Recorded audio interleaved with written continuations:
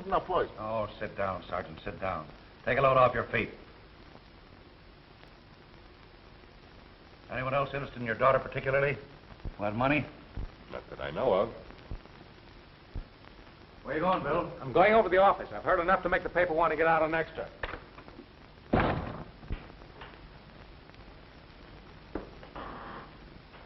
Hello, Doc. Oh, it's you, Bill. Well, what's on your mind? A whole lot of things. A whole lot of things, Doc. I wanted to talk them over with you. I'm pretty busy just now, Bill. Are you?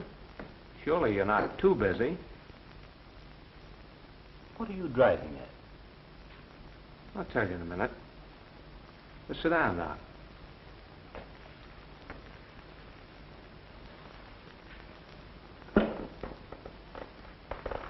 I got it all doped out. Doped what out, Bill? Now, the man who killed Jennings escaped from the Campanile. Oh, I see. Yep. Here are the facts as I have them figured. Number one, nobody left the Campanile between the time the shot was fired and the time I started up the stairs with Captain Kine. So Jennings must have been killed before the shot was heard. Probably before 9 o'clock. If he wasn't, the murderer couldn't have escaped. Got it so far? Second, the chimes were not rung last night. That's all very well, Bill. There were plenty of people who heard those chimes. You yourself, in fact. We only thought we heard them. Are you following me, Doc? No. Someone hung a microphone in a window around here and made an electrical transcription of those chimes. Are you listening? I'm listening. Got it? No. But it's so simple. That transcription was amplified many times and sent out through a powerful loudspeaker located in a window in some building near the Campanile. Clever, huh? And perhaps the cleverest part of the whole scheme was a time mechanism to start that phonograph at 9 o'clock. It seems to me that that shot was heard after the chimes had stopped ringing. Of course. That shot was on the electrical transcription. It was recorded in the laboratory for the purpose of establishing the time of the crime at 10 minutes after 9, when our murdering friend was known to have been driving up College Avenue with a certain popular co-ed. A very ingenious theory, Bill. But there's one thing you haven't explained. How could that improvised broadcast have been arranged by Miss Lillian Voyne? I have a good mind to let you have it. There's only one person who had the facilities and the location to arrange such a broadcast, and that person is Dr. C. Edson Hawley. There's only one thing the matter with your theory, Bill. You haven't a scrap of evidence to support it. Wait and see. There's that .45 you shot Brock with, for instance. And what about those fingerprints, Doctor? Did you have time to wipe those off? And what about the serial number? Perhaps that number has been filed off. You know, men of science have a method of bringing back serial numbers that have been filed off. Well, Bill, what's the program now? How about a little jaunt down to the City Hall? Kine, I suppose, doesn't know of your visit here? No. I doped it all out myself. And I'm going to see that my paper gets full What's that you've got in your hand? Just glance behind yourself quickly, Bill. I won't move.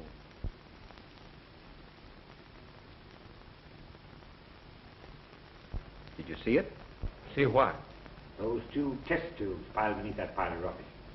What about it? Barrels of a shotgun, Bill. Aimed right at your chair. I've only to press this button to discharge both barrels. If you move, I'll let you have it.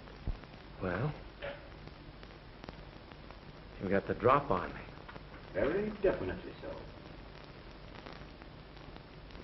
Say, Doc, would you mind telling me the whole story? What is it you want to know, Bill? Suppose we start with the motive.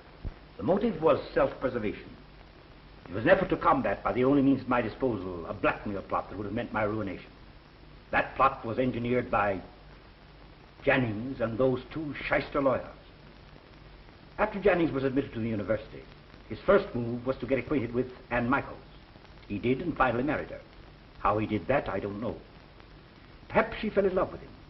Perhaps he knew that her father was a gambler and an ex-convict and forced her into the marriage. But he married her for just one purpose. He knew that I was interested in the girl, and he planned to blackmail me, knowing that I was a fairly wealthy man. It was his intention to sue for a divorce and name me as correspondent. Well, that divorce case would have never reached court.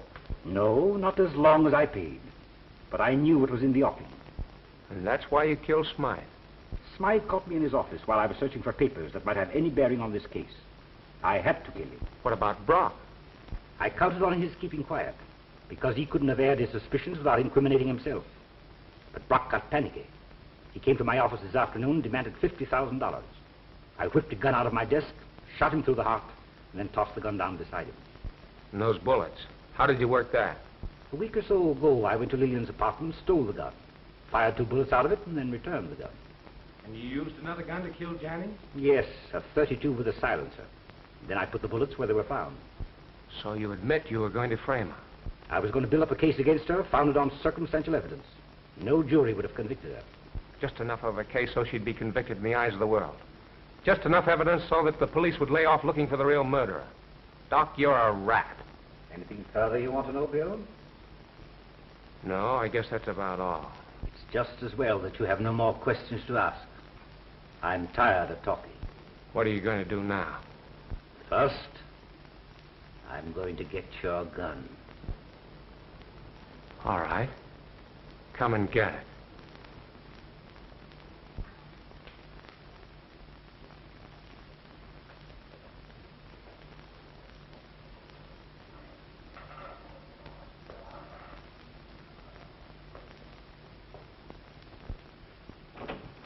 Listen, Chief. I followed Bartlett over to Doc Hawley's place. He stayed there a long time. And all of a sudden, Hawley comes running out with a sort of a crazy expression on his face. He stopped dead when he seen me and tried to pass it off by saying something about it being a nice night. Well, Bill ain't come out of there yet, and the doors are locked up for the night. Call the right one. Get the dead wagon. No, better make the ambulance. Okay. All right, come on.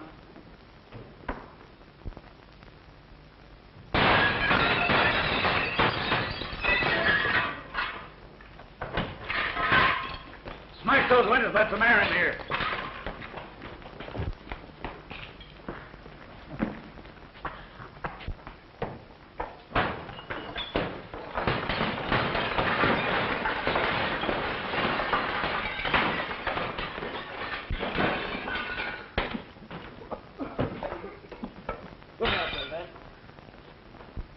Well, you're alive and kicking.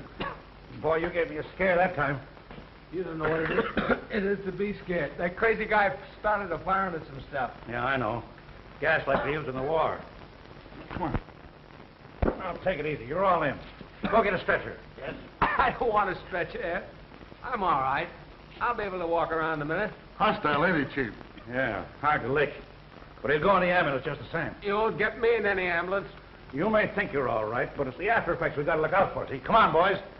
Get him by the feet and shoulders. Take him out in the No, fresh I air. am all right. Take him out. I'm all right. Wait a minute. Never mind. Come on. How'd you come to be up in that chemistry building? I had you trailed since last night. You what? Had you trailed. You're too conspicuous when things are happening. I figured you'd be in on it somewhere. Say, Ed, you haven't heard nothing like what I found out. I got all the dope on this bird, Hawley. I know why he killed him and how. How'd you find that out? I wormed it out of him. Yeah?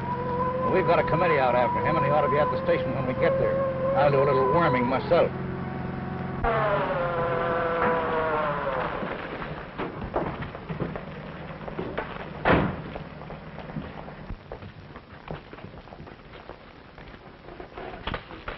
Thanks for the ride, boys. My girl lives down the block, and I'd like to see her. You big fathead. Hey, tell me how he rang those chimes. Take a look at the morning paper, Ed.